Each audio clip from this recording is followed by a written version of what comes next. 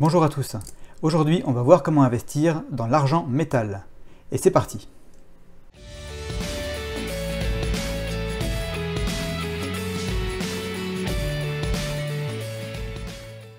Pour investir dans l'argent, il y a trois façons principales. D'abord, vous vous en doutez, on peut investir dans de l'argent physique, comme ce que vous voyez là devant vous, des pièces ou des lingots.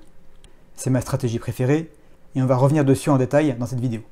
Une deuxième solution, ce serait d'acheter ce qu'on appelle des ETF. Si vous avez un compte titre, vous pouvez aller regarder. Ça ressemble un petit peu à une action, sauf que on achète une exposition au cours de l'argent. C'est-à-dire que vous allez acheter des parts de l'ETF. Si le cours de l'argent monte, la valeur des parts montera dans la même proportion. Si le cours de l'argent descend, la valeur des parts va diminuer. Ça a l'avantage d'être très pratique et très liquide. Ça évite d'avoir à stocker, ça évite d'avoir à se déplacer. L'inconvénient, c'est que ça reste de l'argent papier. Jamais vous ne pourrez demander à avoir l'équivalent, la contrepartie physique de l'argent que vous avez acheté. La troisième méthode, c'est d'investir directement en bourse et d'acheter des actions d'entreprises minières qui creusent pour trouver de l'argent. En faisant ça, vous serez exposé à la fois au cours de l'argent, mais également à la façon dont ces sociétés sont gérées. C'est une façon d'investir dans l'argent, mais de toucher des revenus, puisque les sociétés minières verseront des dividendes.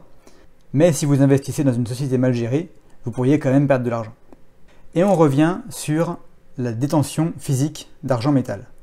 Alors l'argent existe sous plusieurs formes, mais principalement, on va trouver des lingots qui vont de 1 gramme à 15 kg, je crois. 500 grammes, 1 kg, c'est déjà un format qui est raisonnable. Les lingots, c'est très bien, c'est très pratique à stocker.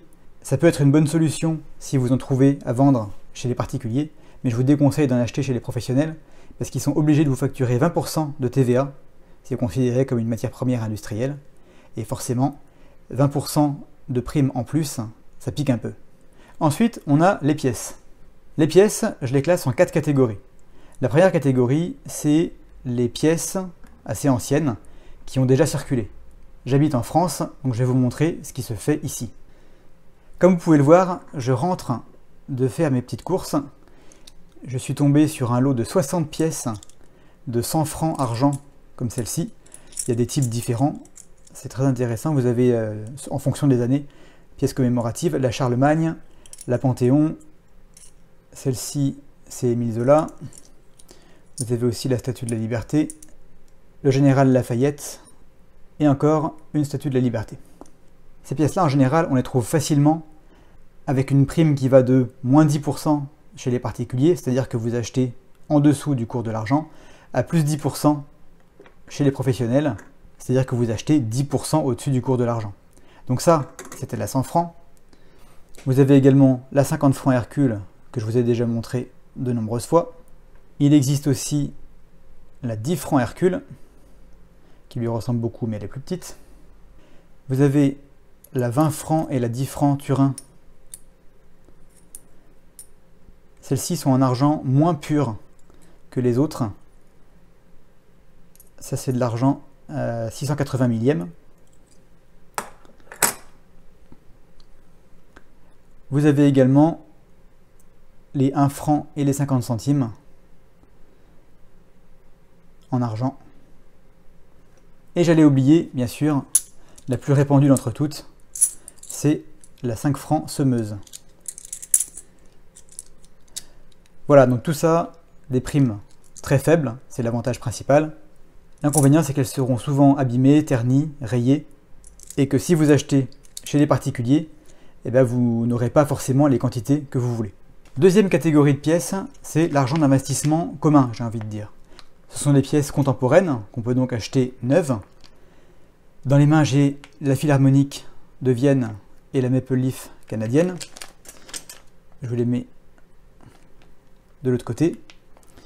Vous avez aussi la Silver Eagle américaine, le kangourou australien, la Britannia qui vient de Grande-Bretagne. Bref, vous avez un vaste choix de pièces qui seront à la fois récentes, neuves, en argent pur, à un prix assez raisonnable.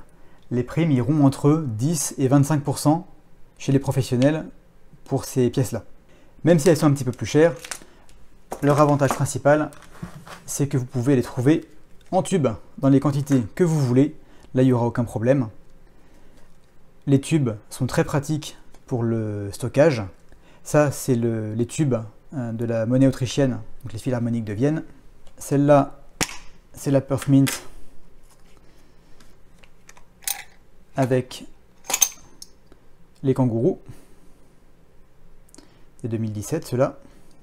Selon les monnaies de provenance, les tubes feront 20 ou 25 pièces. L'inconvénient par rapport à l'argent qui a déjà circulé, forcément, il est un petit peu plus cher. La troisième catégorie, c'est les pièces d'investissement dont le dessin change chaque année. Elles sont donc aisément différenciables et beaucoup de gens les collectionnent. Vous avez les pandas chinois,